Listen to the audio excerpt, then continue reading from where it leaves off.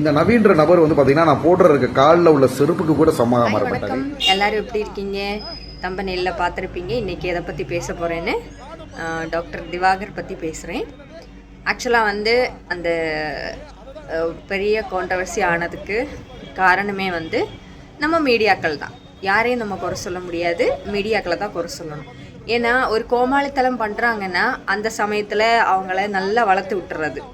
அதுக்கப்புறமே வந்து அவர் அப்படி பேசுகிறாரு இப்படி பேசுகிறாருன்னு என்ன இருக்குது? எல்லாரும் வரிசையாக இன்டர்வியூ எடுக்கிறாங்க. அவர் என்ன பண்ணிட்டாருன்னு அப்படி இன்டர்வியூ எடுத்தீங்க? அவரோட டாக்டர் நான் அப்படின்னு சொல்லி இன்டர்வியூ கொடுக்குறாங்க.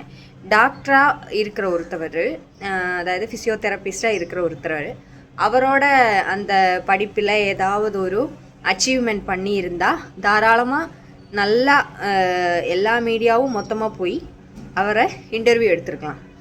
அதை விட்டுட்டு அவர் பண்ணுற கோமாளித்தனத்தை நல்லாவே யூஸ் பண்ணிவிட்டு, உங்களுக்கு வியூஸ் வேணுன்றதுக்காக யூஸ் பண்ணிவிட்டு, காசு கொடுத்தும் கொடுக்காமலும் எல்லாம் கூப்பிட்டு நல்லாவே யூஸ் பண்ணிக்கிட்டீங்க. பண்ணதுக்கப்புறம் இப்போ அவர் அப்படி பேசுகிறாரு இப்படி பேசுகிறாரு. காரணம் அப்படின்னு பார்த்தீங்கன்னா, நான் கேட்குறேன், எங்கள் மெடிக்கல் சப்ஜெக்ட்டில் அனாட்டமின்னு ஒன்று இருக்குது. அனாட்டமி அவரால் படிக்க முடியுமா? நான் கேட்குறேன், எவ்வளோ நோயாளிகளை ட்ரீட்மெண்ட் பண்ணியிருப்போம், எவ்வளோ பேர் சிகிச்சை அளிச்சிருக்கோம், எவ்வளோ பெரிய பெரிய ஆட்களை பார்த்துருக்கோம், பெரிய பெரிய ஜட்ஜமாவை ட்ரீட்மெண்ட் பண்ணியிருக்கோம். அவங்களே பேசுகிறாரு இப்படி பேசுகிறாரு நம்ம இப்போ சொல்கிறோம். ஆனால் அவர் சொன்ன சில விஷயங்கள் உண்மைதான். அவரோட இன்டர்வியூ வச்சு வியூஸ் பார்க்குறாங்கன்னா அது உண்மை தானே? உண்மைதான். அவரை கொஞ்சம் கோமாளித்தனமாக பண்ணுறாருன்றதுனால கண்டிப்பாக வியூஸ் வரும்னு எல்லா மீடியாஸுக்கும் தெரியும். ஆனால் இப்போ பண்ண அந்த விஷயம் வந்து ரொம்ப தப்பு. அவரோட அந்த விஜே நவீனோட கொஸ்டின்ஸுக்கு அவர் ஆன்சர் பண்ணியிருக்கலாம், இல்லாட்டினா ஒரு நாகரிகமாக பேசியிருக்கலாம். அதை விட்டுட்டு இப்போ வரிசையாக டாக்டர் திவாகரோட சேனலில் போய் இன்ஸ்டாவில் போய் பார்த்தீங்கன்னா ரொம்ப தரைக்குறைவாக பேசியிருப்பாங்க. நான் அந்த வீடியோஸ் வந்து நான் அதில் பின் பண்ணுறேன். ரொம்ப மோசமாக பேசியிருப்பாங்க. மிஸ்டர் விஜே நவீன் வந்து என்ன படிச்சிருக்காருன்னு இவருக்கு தெரியுமா? ரொம்ப தரைக்குறைவாக பேசியிருக்காங்க. சரி, நான் படித்தவர், நான் அப்படி இப்படின்னு பேசுகிறாருல்ல, படித்தவங்க எப்படி நாகரிகமாக பேசணும்னு தெரியாதா? அவ்வளோ தூரம் பேசுகிற உங்களுக்கு நாகரிகமாக எப்படி பேசணும்னு தெரியாதா? ஒரு ஆளை நம்ம மட்டம் தட்டி பேசுகிறோம் அப்படின்னா உங்களோட படிப்பு, நீங்கள் எப்படி அந்த படிப்பினால் உபயோகப்படுத்தி நீங்கள் எப்படி நாகரிகமாக நடந்துக்கிறீங்கிறதும் இருக்கு இல்லையா? அந்த மாதிரியெல்லாம் நீங்களே ரொம்ப தரைக்குறைவாக ஒருத்தரை பேசிட்டு நான் என் சைடில் எந்த தப்பும் இல்லை அப்படின்னு சொல்லி சொல்கிறீங்க. என்னதான் இருந்தாலும் வளர்த்து விட்ட மீடியாக்காரங்களை தான் இதில் முக்கியமான தப்பு அப்படின்னு சொல்லணும்.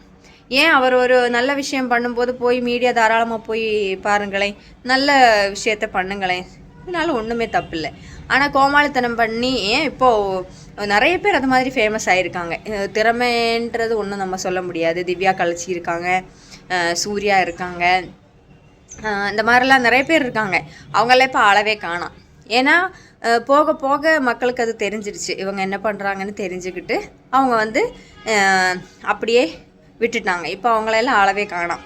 அதே மாதிரி தான் இவரும் நெகட்டிவ் பப்ளிசிட்டி பண்ணி மேலே வந்திருக்காரு. நடிக்கிறதுல இன்ட்ரெஸ்ட் இருக்கிற நிறைய பேர் இருப்பாங்க, அது நம்ம தப்புன்னு சொல்ல முடியாது. அவரோட இஷ்டம் அது. அவர் நடிக்கணுமா வேண்டாமா இதெல்லாம் அவரோட விஷயம். அது நம்ம தப்பு சொல்லக்கூடாது. ஆனால் நீங்கள் பண்ண தப்புன்னா அதுதான், ஒரு கோமாளித்தனம் பண்ணுறாங்கன்னு தெரிஞ்சுக்கிட்டே நல்லா வளர்த்து விட வேண்டியது, அப்புறம் பேச வேண்டியது. இந்த மாதிரி விஷயங்களை இன்றைக்கி நான் பேசணும்னு நினச்சேன். அவரோட சார்பில் நானும் கொஞ்சம் ஃபேமஸ் ஆகிட்டு போகிறேனே. இப்போ நான் கூட இந்த கண்டென்ட் எடுத்திருக்கேன்னா அதுக்கு காரணம் அவரோட வீடியோஸுக்கு கொஞ்சம் பப்ளிசிட்டி கிடைக்கும்ன்றதுக்காகத்தான், இல்லைன்னு நான் சொல்லவே முடியாது. என்ன இருந்தாலும் சில விஷயங்களில் அவர் கரெக்டாக தான் இருந்திருக்காருன்னு எனக்கு தோணிடுச்சு. ஏன்னா இவரோட வியூஸை வச்சு இந்த கண்டென்ட் பண்ணோம்னா கண்டிப்பாக நமக்கு சேனலில் நல்ல வியூஸ் வரும்னு தெரிஞ்சு தான் சேனல் வந்து இன்டர்வியூ எடுத்திருக்காங்க. ஸோ இன்றைக்கி இதைத்தான் பேசலான்னு நினச்சேன். கேட்டதுக்கு ரொம்ப நன்றி. Thank you so much. அடுத்த வீடியோவில் பார்க்கலாம்.